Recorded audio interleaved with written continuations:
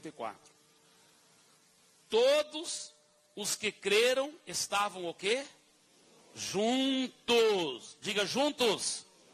Diga todos. Agora, olha 46.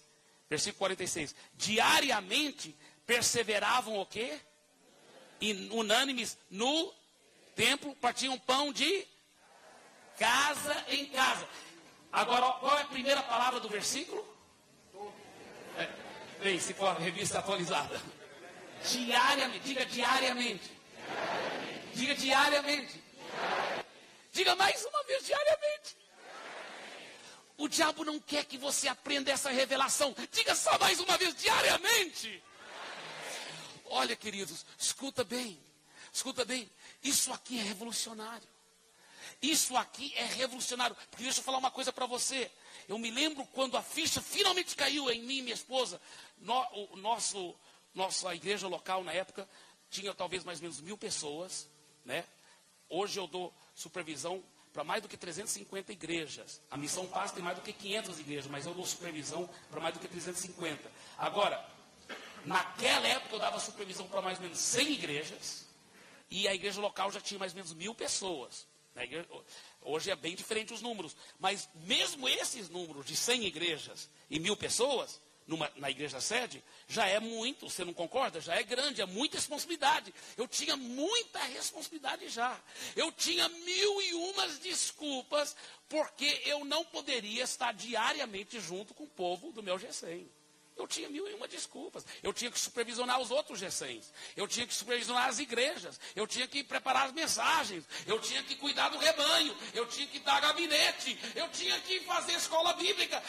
Aliás, ensinar na escola bíblica, seja o que for. Eu tinha muitas boas razões. Mas, meus irmãos, eu decidi, eu falei, olha, se eu quero ser um pastor de verdade, eu tenho que ser modelo do rebanho. Se eu quiser ser modelo do rebanho, eu vou ter que praticar o que o rebanho deve praticar. Eu tenho que ser exemplo. Modelo quer dizer não só praticar o que o rebanho deve praticar, mas praticar de uma forma com excelência. Praticar com nota 10 para o rebanho aprender com nossa prática. Isso é um desafio. E mais, eu falei, eu quero ter os valores que a igreja primitiva tinha. E a Bíblia fala que a igreja primitiva tinha esse valor. Diariamente eles estavam juntos.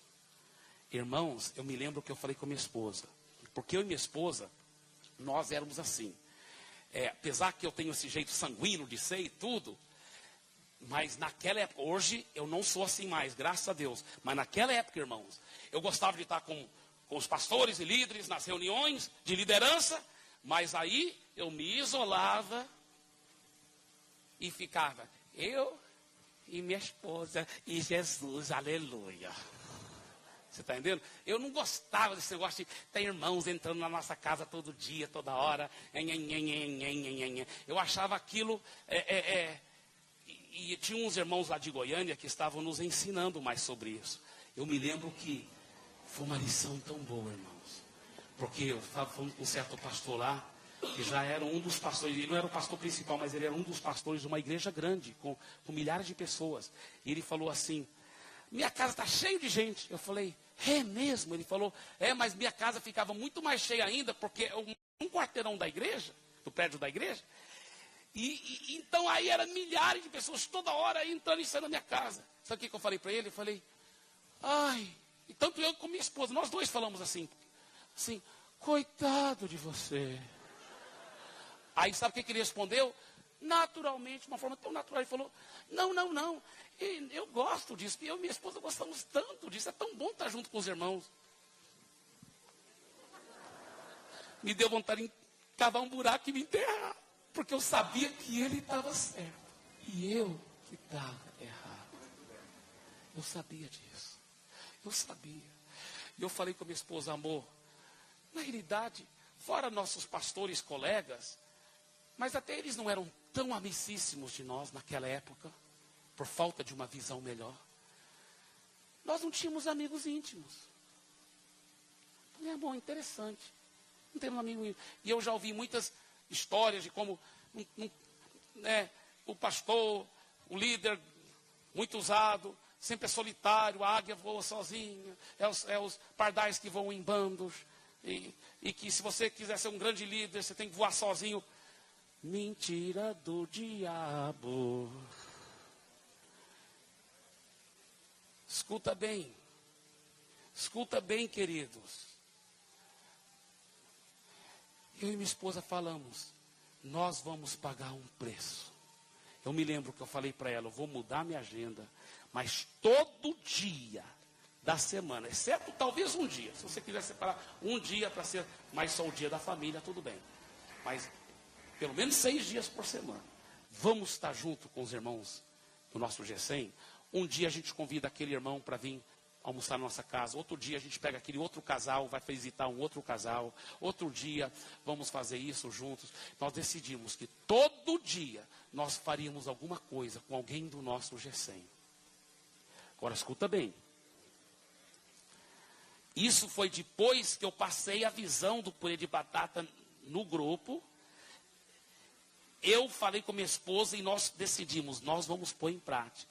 Só que o grupo, para o meu espanto, eu pensei que eu queria convencê-los dessa visão de estar sempre juntos, diariamente juntos. Eu pensei que ia ser, porque eu estava falando com um grupo com empresários, muito ocupados. Seus filhos tinham natação, ou tinha karatê, ou tinha bailé, ou tinha isso, aula de inglês, faculdades e tal, seja o que for. Pensei, até convencer essa turma aqui, de estar junto toda hora, vai ser mas eu vou usar a Bíblia, eu vou ter que convencê-los. Sabe o que eles falaram? Alguns eram empresários novos convertidos. Falaram assim, pastor, isso que a gente sonha em ter. Foi. Sabe o que um falou? Ele falou assim, olha, eu sei que não era uma amizade tão genuína como devia ser, mas supria tantas minhas necessidades emocionais, porque eu vinha do trabalho, depois eu ia para a rodada de cerveja com meus amigos, lá no bairro da minha casa, lá perto da minha casa, tinha um bar lá onde nós... E a gente batia papo, a gente tinha aquela, entre aspas, comunhão, e supria muitas necessidades emocionais. Ele falou, agora que eu sou crente, eu fico isolado, assistindo televisão, tal, à noite. Ele falou, eu preciso disso, pastor, que o senhor está falando. Eu quero estar mais junto com os irmãos, eu quero crescer espiritualmente, eu quero estar mais junto, pastor.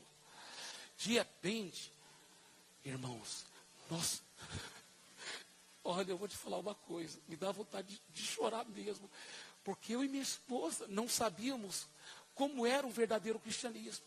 Olha que eu fui criado na igreja, já era casado, pastor, muitos anos, e eu não tinha praticado o verdadeiro cristianismo ainda. Eu não tinha, não, eu comecei a conviver com os irmãos. E deixa eu falar uma coisa, não é só estando juntos, comendo juntos, mas é fazendo como a Bíblia diz em Hebreus. Olha o que diz a palavra de Hebreus.